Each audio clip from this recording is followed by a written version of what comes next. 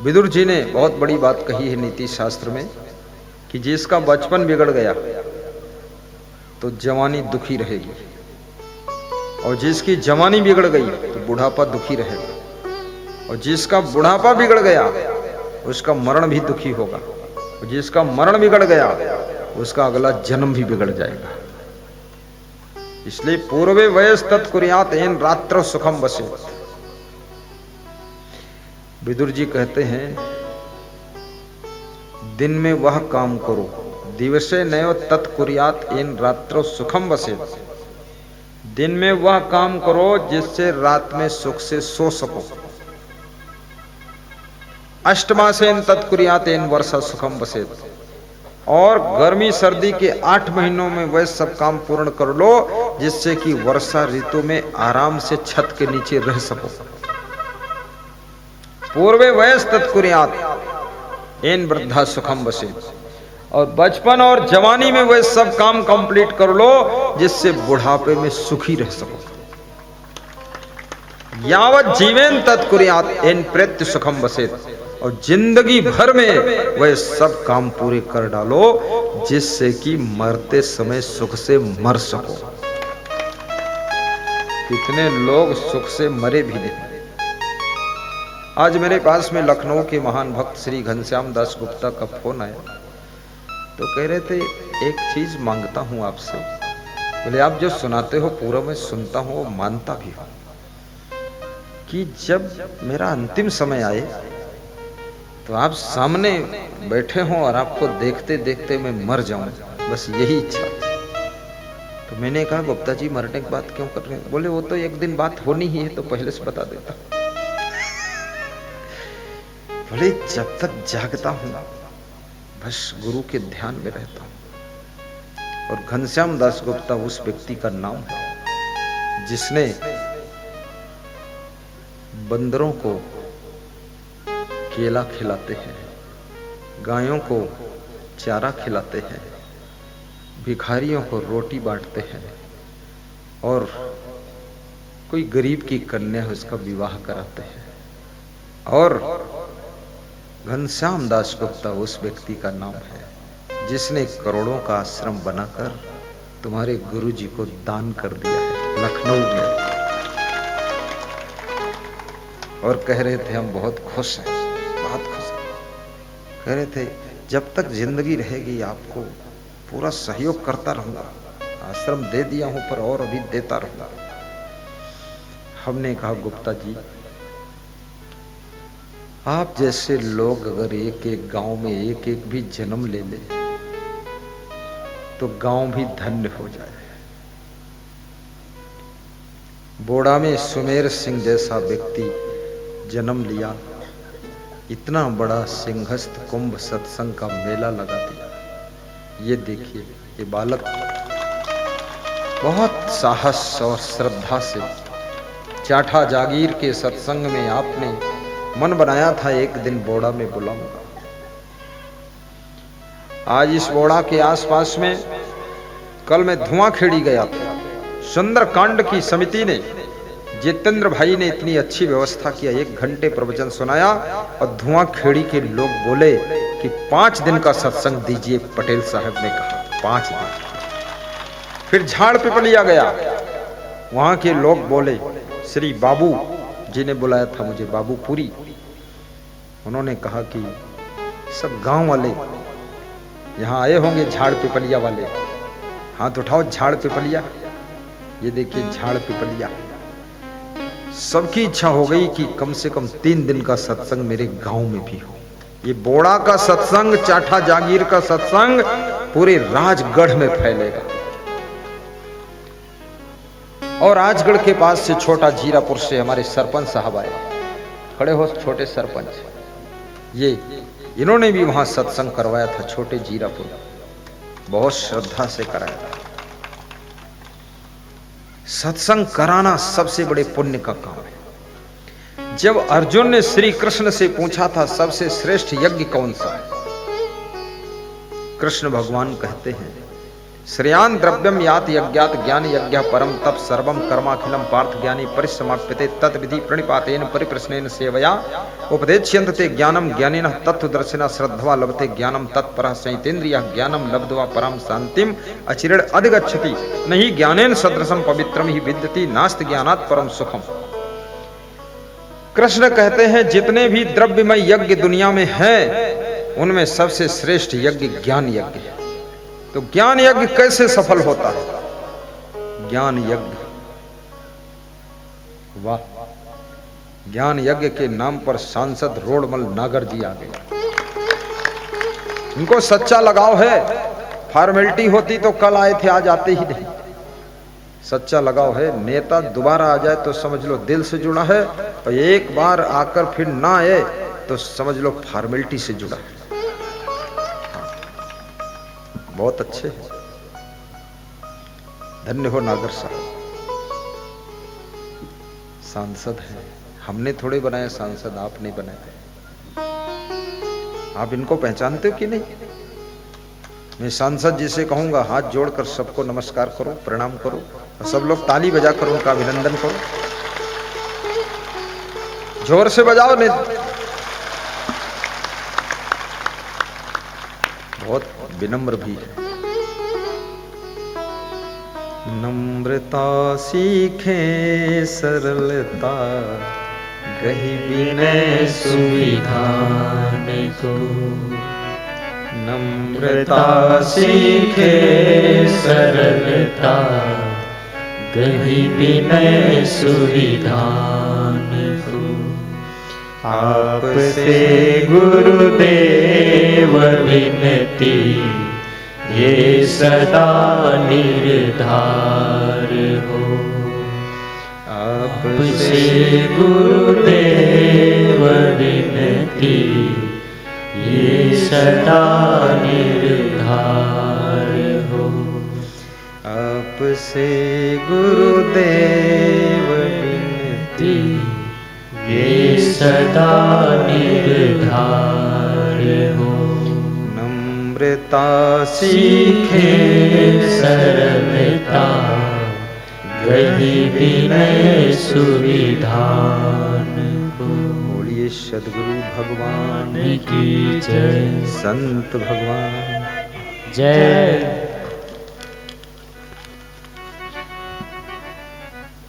खड़े होकर बोलो घाटिया साहब जय।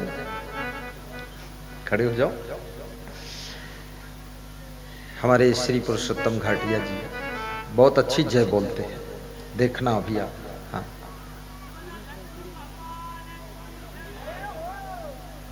है? हाँ बोलो। जय जय जय जय जय जय जय। आशीर्वाद बहुत अच्छा। थोड़ा हमें रेस्ट भी मिल जाता है। और राजनीति करो तो कुछ ऐसा काम कर दो जो इतिहास बन जाना चाहिए। इंजीनियर बनो, कुछ ऐसा कार्य कर दो जो आने वाली पीढ़ियां भी आपके कार्य से लाभ उठाएं। साधु बनो, कुछ ऐसे कार्य कर जाओ जिससे कि आने वाली पीढ़ी को भी संस्कार मिलते रहे और संसार बिगड़ने ना पाए। ऐसा काम करो। भक्त बनो तो ऐसे भक्त बनो कि आने वाली पीढ़ी को भी भक्ति की राह बता कर जाओ। और अधिकारी बनो तो ऐसे अधिकारी बनो कि अपने अधिकार काल में यथोचित कार्य करो, ताकि लोग याद करें रिटायर के बाद भी कि वो अधिकारी बहुत अच्छा था। मैं लखनऊ में एक राहत कमिश्नर के यहाँ गया। वो रिटायर हो गए थे तो बड़े उदास बैठे थे, मुंह लटकाए हुए। तो मैंने कहा उदास क्यों? बोले अब कोई मिलने नहीं आता है महाराज जी। तुमने कहा मिलने आपको पहले भी कोई नहीं आता था। राहत कमिश्नर को मिलने लोग आते थे, अब राहत कमिश्नर आप नहीं रहे तो कोई नहीं आता है। क्योंकि आपने ऐसा कोई व्यवहार नहीं किया जिससे लोग रिटायर के बाद भी आपको धन्यवाद देने आए। अधिकारी बनो, लेकिन अधिकारी होने के अहंकार नहीं होना चाहिए। बड़े बड़े पद पर पहुंचो, लेकिन पद का मद नहीं होना चाहिए। आपके घर का अमंगल दूर हो, आपके घर में मंगलमय वातावरण हो। और व्यास गादी आज उन सभी नर नारियों को आशीर्वाद दे रही है जो अपने अपने घरों से अन्नदान लाए। आपके अन्नदान से आश्रम में निःशुल्क भंडारा चलता है। ये सब उसी में लगेगा। और मैं अपने गुरु से आशीर्वाद मांगता हूं। बहुत से भक्त मैं देख रहा हूं मंडप के खंभों में बंधे हुए दान डब्बों में अपना सेवा अर्पित कर रहे हैं। ये सेवा भी उज्जैन आश्रम के निर्माण में लगेगी। आपको आशीर्वाद है। और बहुत से भक्तों ने दान पात्र लिया है। उनके घर में बरकत शुरू हो।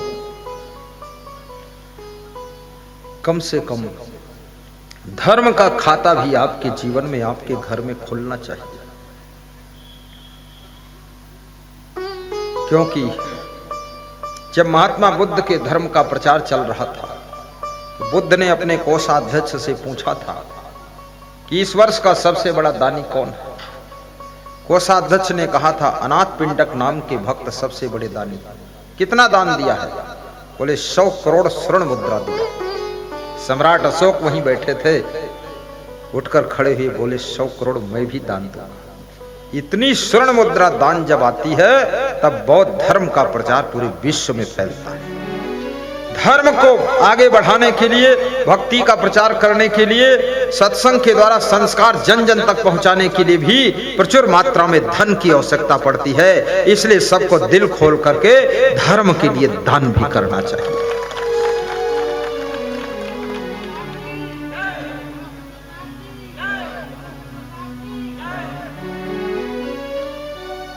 और मैं आपके क्षेत्र में अगले वर्ष फिर आऊंगा। या धुआंखेड़ी में, या झाड़ पिपलिया में, या पचौर में, कोई ना कोई एक स्थान चुन लूंगा।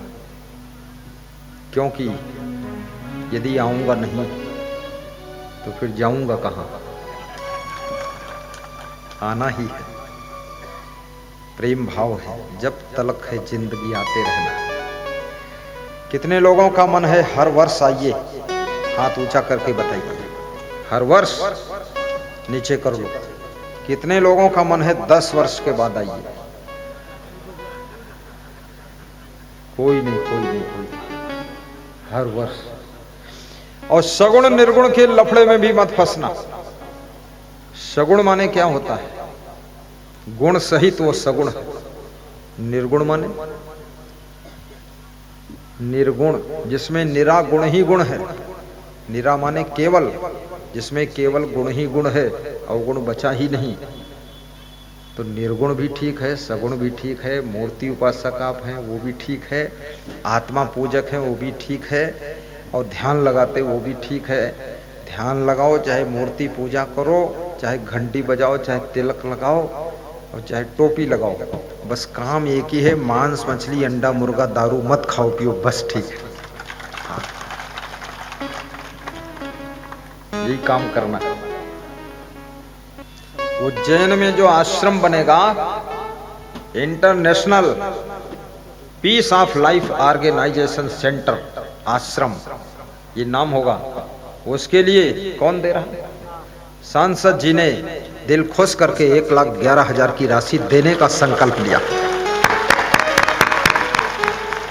देखो मैंने बताया था ना, वो दिल से जुड़े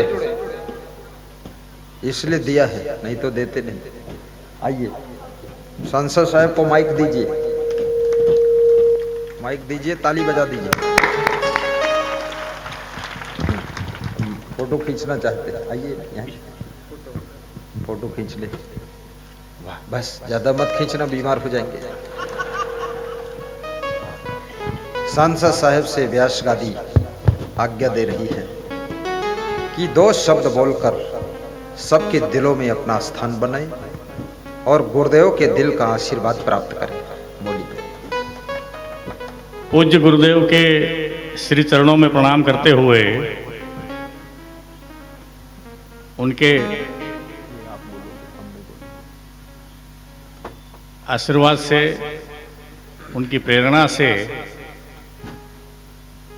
उनके सानिध्य में हम सब लोग यहां पर बैठे हैं। धर्म को जीवन में धारण करते हुए हम कर्म का वर्णन अपने व्यवहार में करें। धर्म क्या है हम जानते हैं, लेकिन कर्म करते समय जानते हुए भी मानते नहीं हैं।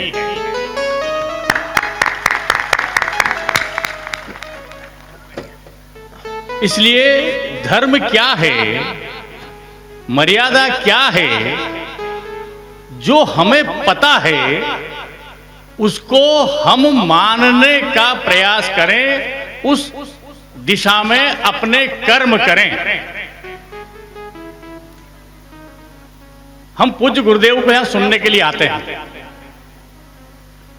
और तमाम तरह की अच्छी बातें लेकर के जाते हैं, लेकिन हम पूज्य गुरुदेव का स्मरण रोज रोज करें। उन्होंने क्या क्या कहा, और इसके लिए 3 घंटे की आवश्यकता नहीं है। घर से यहां तक आने की भी आवश्यकता नहीं। जब हम रात को सारे दैनिक अपने कामों से मुक्त होकर के बिस्तर पर सोने के लिए जाते हैं, जब विश्राम करने के लिए जाते हैं, तब पूज्य गुरुदेव का स्मरण करें। सोने के पहले आधे मिनट के लिए बैठ जाएं, पूज्य गुरुदेव का स्मरण करते हुए, परमात्मा का ध्यान लगाते हुए अपने मन से ये पूछें, हे परमात्मा, हे गुरुदेव, आज सुबह उठने से लेकर के अभी रात को सोने तक मेरे द्वारा ऐसा कौन सा काम हो गया जो मुझे नहीं करना चाहिए था।